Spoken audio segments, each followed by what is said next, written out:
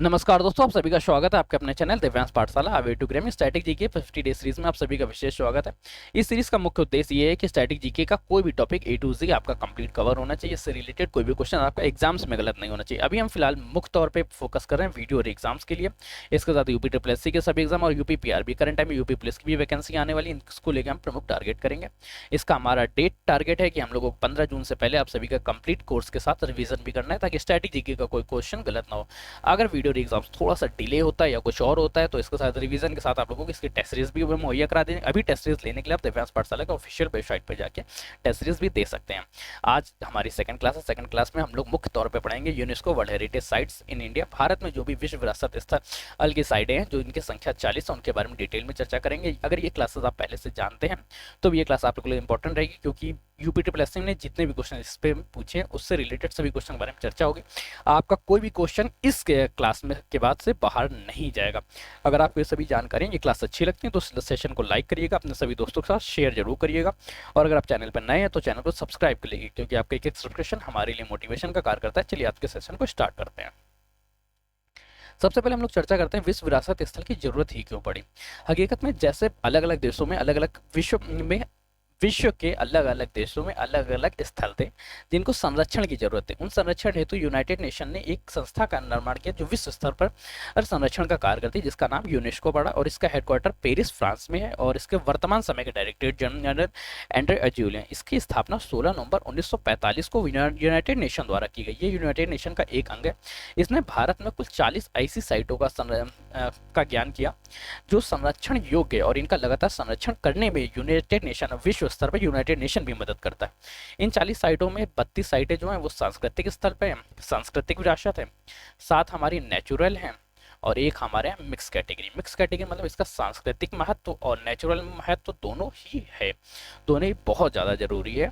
ये भारत जो है सबसे ज़्यादा 66 नंबर पे आता है, जिसमें सबसे ज़्यादा विश्व विरासत स्थल हैं जिनकी संख्या 40 है, याद रखिएगा। और ये भी एक क्वेश्चन और जो बहुत ज़्यादा इंपॉर्टेंट है, यूनेस्को में कुल कितने देश सदस्य हैं, याद रखिएगा। यूनेस्को में 193 सदस्य देश हैं। चलिए आज के अब कंप्लीट डिटेल में चर्चा करते हैं 40 साइटों के बारे में। इन 40 का निर्माण हम लोग 3 ईयर वाइज करेंगे, कि जैसे इसकी स्थापना 1983 में भारत में पहली यूनाइटेड नेशन साइट्स की घोषणा हुई।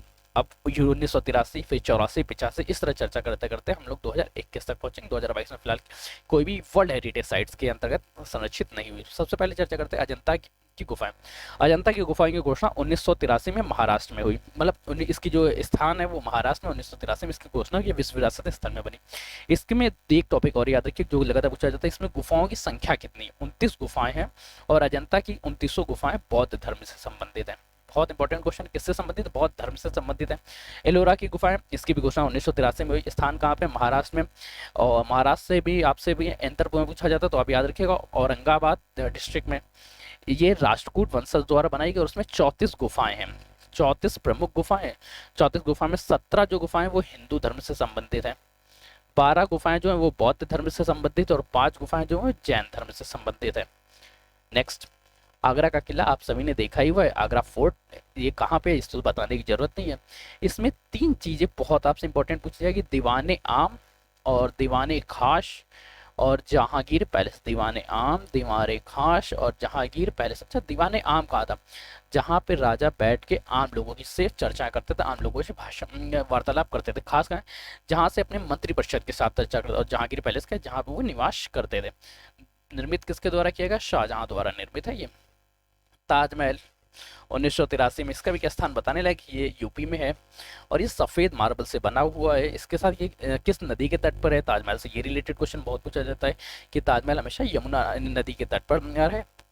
अगर नेक्स्ट क्वेश्चन के बारे में हम लोग चर्चा करते हैं, सूर्य मंदिर के बारे में चर्चा करें तो सूर्य मंदिर 1984 में विश्व विरासत स्थल बना। ये कोणार्क उड़ीसा में है, कोणार्क उड़ीसा में है। मतलब इमेज ऐप पर आप देख लीजिएगा। और ये इसका निर्माण किसके द्वारा कराया गया, गंग वंश के राजा नरसिंह देव प्रथम द्वारा। गंग वंश के राजा नरसिम्हा देव राय प्रथम, नरसिम्हा देव प्रथम द्वारा इसका निर्माण करवाया गया था। अगले क्वेश्चन में महाबलीपुरम में स्मारकों जो है 1984 में महाबलीपुरम, आप लोगों को कंफर्म है ये तमिलनाडु में है। नाम से याद होगा कि महाबलीपुरम तमिलनाडु में 1984 में स्थापना कराया गया। 1984 में इसकी घोषणा की गई विश्व विरासत स्थल के रूप में, और इसका निर्माण किसके द्वारा कराया गया? पल्लव राजवंश द्वारा, पल्लव वंशज के राजाओं द्वारा इसका निर्माण करें, पल्लव किंग्स द्वारा। नेक्स्ट क्वेश्चन के बारे में बात करते हैं। काजीरंगा राष्ट्रीय उद्यान जो है असम में है, और ये फेमस किसके? एक सींग वाले के काजीरंगा घोड़ा, सॉरी यार इसका नाम भूल गया, राइनोसोर्स, एक सींग वाले राइनो हेतु फेमस है। मानस वन्य जीव अभ्यारण्य के बारे में बात करें, मानस वन्य जीव अभ्यारण्य 1985 में विश्व विरासत स्थल बना, असम में स्थित है, और ये विश्व विरासत स्थल है, ये वन्य जीव भी है, वन्य जीव अभ्यारण्य भी है, साथ में ये एलिफेंट रिजर्व भी है। आगे के बारे में हम लोग चर्चा करते हैं। केवलादेव राष्ट्रीय उद्यान जो है राजस्थान में है, ये गलत लिखा हुआ है, असम में नहीं, ये राजस्थान में, ठीक है। और इसी का पुराना नाम आप याद रखिएगा, भरतपुर बर्ड सेंचुरी भी है, Bharatpur bird sanctuary, Bharatpur bird sanctuary, Bharatpur bird sanctuary.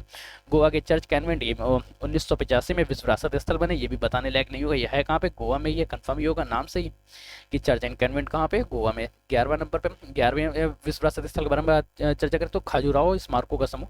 Khajuraho जो है वो ग्रुप ऑफ स्मारक है, कई अलग अलग स्मारक हैं जिनको एक साथ यूनेस्को ने विश्व विरासत स्थल के रूप में घोषणा की। 1986 में इसकी घोषणा की। ये चंदेल शासकों द्वारा बनाया गया, नाम याद रखिएगा, चंदेल शासकों द्वारा बनाया गया, और ये हिंदू और जैन धर्म से संबंधित यहाँ मंदिर हैं, हिंदू तथा जैन धर्म से संबंधित है। हम्पी के स्मारकों के बारे में चर्चा करें तो ये 1986 में निर्मित किया गया। 1986 में ये वर्ल्ड हेरिटेज साइट घोषित हुई, और ये है कहाँ पे? कर्नाटक में। स्थान याद रखिएगा, ये कर्नाटक में है। खजुराहो कहाँ है? मध्य प्रदेश में, लिखा नहीं कहीं, मध्य प्रदेश में है। और हम्पी कहाँ पे पड़ता है? कर्नाटक में। और कर्नाटक, जब हम्पी के बारे में बात करो तो हम्पी के बारे में याद रखिए, विजयनगर साम्राज्य की राजधानी थी, विजयनगर साम्राज्य की राजधानी कौन सी थी? हम्पी। नेक्स्ट क्वेश्चन के बारे में चर्चा करते हैं। फतेहपुर सीकरी के बारे में 1986 में बना, फतेहपुर सीकरी यूपी में है। इसका बात करते हैं पटकल में स्मारकों का समूह, पटकल कर्नाटक में, याद रखिएगा ये पूछा जाता है आपसे। पटकल स्मारकों का समूह 1986 में विश्व विरासत स्थल बनना, और ये है कहाँ? कर्नाटक में। इसके बाद बात करते हैं की गुफाएं 1987 में विश्व विरासत स्थल के रूप में घोषणा हुई, महाराष्ट्र में स्थित है, और इसका पूर्ण नाम याद रखिएगा, घारापुरी, घारापुरी की गुफाएं इसका पूर्ण नाम है, और ये लॉर्ड शिवा को समर्पित है, लॉर्ड शिव को ये समर्पित है। ग्रेट लिविंग चोल मंदिर के बारे में चर्चा करें, 1987 में ये विश्व विरासत स्थल के रूप में बना, और ये तमिलनाडु में स्थित है, ये चोल शासकों द्वारा बनाया गया था। आगे चर्चा करते हैं सुंदरवन राष्ट्रीय उद्यान के बारे में चर्चा करें। पश्चिम बंगाल, वेस्ट बंगाल में स्थित है। 1987 में ये विश्व विरासत स्थल बना है। और सुंदरवन जो राष्ट्रीय उद्यान है मैंग्रोव वनों हेतु बहुत फेमस है, मैंग्रोव वनों हेतु फेमस है। नंदा देवी एवं फूलों की घाटी राष्ट्रीय उद्यान 1988 में राष्ट्रीय उद्यानों की श्रेणी में आता है, और ये उत्तराखंड में, यूके में स्थित है। नेक्स्ट सांची में बौद्ध स्मारक। जब कभी सांची स्तूप के बारे में, इसी को हम लोग यहाँ पे सांची स्तूप भी है, ये मध्य प्रदेश में है, और ये अशोक का सम्राट द्वारा बनाया गया। बनाया किसके द्वारा? अशोका द्वारा बनाया गया था। हुमायूं के मकबरे के बारे में बात करें तो 1993 में विश्व विरासत स्थल में आया, और यह है कहाँ पे स्थित है? ये दिल्ली में स्थित है। और इसमें इसकी शैली याद रखिए, इसकी शैली लगातार कई बार पूछी गई है। ये चारबाग शैली में निर्मित है, और इसको निर्माण किसका द्वारा कराया गया? अकबर द्वारा इसका निर्माण करवाया गया था। इसके बाद बात करते हैं कुतुब मीनार, और इसका स्मारक कुतुब मीनार की जितना भी परिसर है, इसको कुतुब मीनार परिसर के नाम से भी जानते हैं। 1993 में विश्व विरासत स्थल की श्रेणी में आया, और इसके साथ क्या है? ये दिल्ली में स्थित है। भारत में अगर पर्वतीय रेलवे की बात करें, पर्वतीय रेलवे को 3 बार विश्व विरासत स्थल के रूप में घोषित किया गया। 1999 में अगर बात करें तो दार्जिलिंग रेलवे को, नाम याद रखिए, दार्जिलिंग रेलवे जो है 1999 में विश्व विरासत स्थल बना। 2005 की चर्चा करें तो 2005 में नीलगिरी रेलवे लाइन जो है विश्व विरासत स्थल बनी। और 2008 की चर्चा करें तो 2008 में कालका शिमला रेलवे लाइन, कालका शिमला रेलवे लाइन, कालका शिमला रेलवे लाइन विश्व विरासत स्थल बनी। नेक्स्ट के बारे में करते हैं बोध गया का महाबोधि परिसर। जो बोध गया का महाबोधि परिसर, ये बिहार में स्थित है, और इसको लाइब्रेरी के रूप में भी ये जाना जाता है। ये रॉक पेंटिंग है मुख्य तौर पे, और ये विश्व विरासत स्थल में कब आया? 2002 में। भीमबेटका का रॉक शेल्टर के बारे में चर्चा करें तो ये 2003 में विश्व विरासत स्थल बना, ये भी रॉक पेंटिंग है।